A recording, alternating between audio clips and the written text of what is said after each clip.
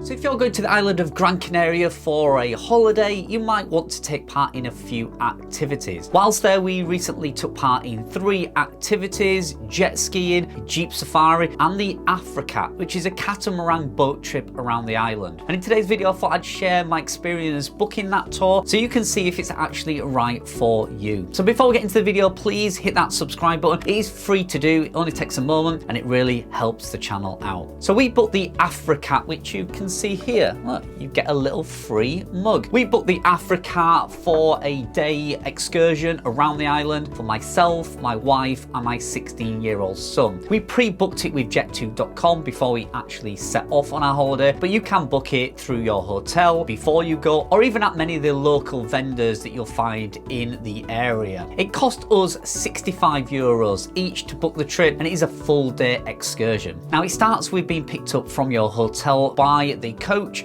which then takes you to the port of Puerto Rico, where the actual boat sets sail. So when we arrived, we was taken straight on board and given a 5-minute briefing, which is basically just a safety briefing about what should happen if the captain says there's a problem. We didn't have any problems, so we didn't have anything to worry about, but it is obviously a safety briefing that they have to give to everybody. Now there are a few different boats that do trips like this around Gran Canaria, and some of them are designed and laid out differently. The Afrikat has kind of 3 levels. You have the deck at the front, which has some sun lounges where the majority of the people on this particular boat trip actually grabbed. They got those seats and sat there for the majority of the trip. Then there's an inside cabin where the bar is and the food is actually laid out, and there's 2 or 3 tables where you can sit. And then there's an upper deck where the captain is steering the boat, and there's also some seating there. And then there is actually a few small seating areas at the back of the boat as well. So we set sail from Puerto Rico, and it took about 45 minutes of sailing along the coastline before we reached our final destination, which is kind of a secluded bay. I say secluded because it was very secluded when we got there. The boat anchored, and then you're then told it's going to be there for a few hours, and they also tell you what activities you can do whilst you're parked up and anchored in that location. But within a few minutes of arriving, it did become apparent that it's quite a popular spot. More boats started to arrive, speedboats, other catamarans, and it does actually become quite a popular area. It's a beautiful little spot, but it is definitely a destination for most of the boat trips in the area. So once we arrived, we were then told there's lots of activities we can book whilst on the catamaran, which we did not know was available. We did understand that food at some point would be provided, but there was a few extra things we wasn't aware of. Like, you could book a jet ski ride for just €30 for a 10-minute jet ski ride. You can go on various inflatables, like kind of banana boats and these inflatable little discs that was dragged along by a speedboat. There was also a free speedboat experience, which was absolutely fantastic, which took us to a quiet part of the coastline where we were shown some caves and some of the wildlife, like some red crabs. It was absolutely fantastic, and that actual speedboat was free. But the other activities you could do, like paragliding and the banana boat and the jet ski hire, was available at an extra cost, but it was very affordable, which was quite a surprise to me. I thought they could milk you for every penny, but €30 for a jet ski for 10 minutes was very inexpensive. Now, some of the activities, there was a minimum age restriction on there. So like the jet skis, you had to be over 18, and I believe the paragliding might have also had an age restriction, so just be aware of that. And don't worry if you don't take cash with you, they do accept all card payments. Even though you're in the middle of the ocean, there's always a facility to take your money. So credit cards and debit cards was accepted on board. So like I said, provided on the day was some food. We had kind of a buffet style food which was brought out to us, which was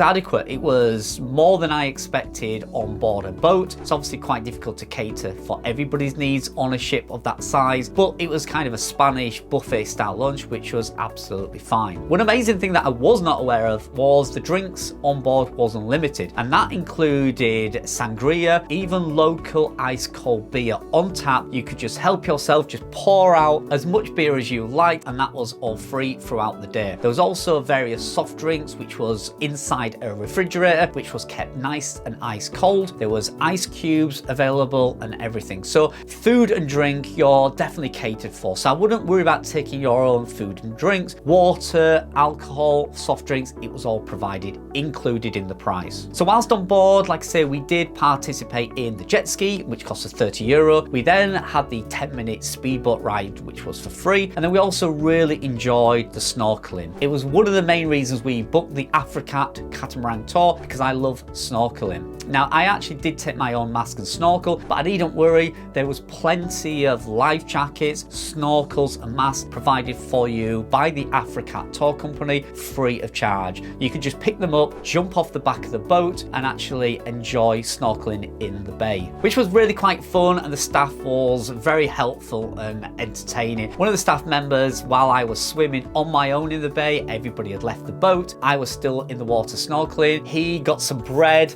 and broke the bread up and threw it in the back of the water, and thousands upon thousands of fish came up from the bottom of the sea to actually eat the bread, and they were all swimming around me, jumping over me. It was an incredible experience. Now, as far as snorkeling goes, it wasn't the best opportunity to see the marine life in the bay. There was very little variety of fish there. I certainly couldn't see any corals or anything like that, so be prepared for what you're going to see. You're not going to get a wide abundance of wildlife. Certainly didn't see any sharks or any corals or clownfish or anything like that. It was kind of one or two local type of fish that you saw in abundance. There was plenty of them, but not a lot of variety. But it was still a really good experience, and the water in the bay was quite calm and level, so it was quite easy to snorkel even if you are a beginner. You could just jump on and off the back of the boat whenever you wanted. While the boat was parked there for 2 hours, you could do whatever you wanted. You could sunbathe, you could swim, you could snorkel, you could take part in one of these activities, you could do whatever you wished. They was quite flexible and relaxed. Now, when my wife told me she'd booked the Afrikat catamaran tour, I wasn't sure what to expect. Half of me did worry that it might be a kind of Ibiza 18 to 30 boat party, but it wasn't. There was a mix of families, young people, older people. There was a diversity of people on board. It had kind of a party atmosphere, but it wasn't loud blaring music that would, annoy some people. They had quite a nice background music playing on the boat, but most people just chilled out. Some even just fell asleep, and you could just sunbathe or do whatever you wanted. So it was quite a relaxed atmosphere on it. We stayed there for around 2.5 hours before the boat then suddenly pulled up the anchor. We set off back, and it was about an hour trip back to the port. So the actual boat trip in total was about 4 hours or so, but then you have to add into that your transfer from coach there and back, which is a couple of hours in total. So in general, it's about a 6-hour day, which I would say is more or less a full day's activity. Now, I hate ending my videos on a sour note, but there is one thing I do need to say. While we was in the bay and joined by various other boats, it was becoming quite obvious that there is a bit of pollution due to the boats that go there. All the jet skis and all the boats that were there did contribute to a bit of pollution in the water. And we noticed when our boat was packing up and ready to set off back to the port, there was kind of a brown oil slick or diesel oil slick on top of the water, which did make me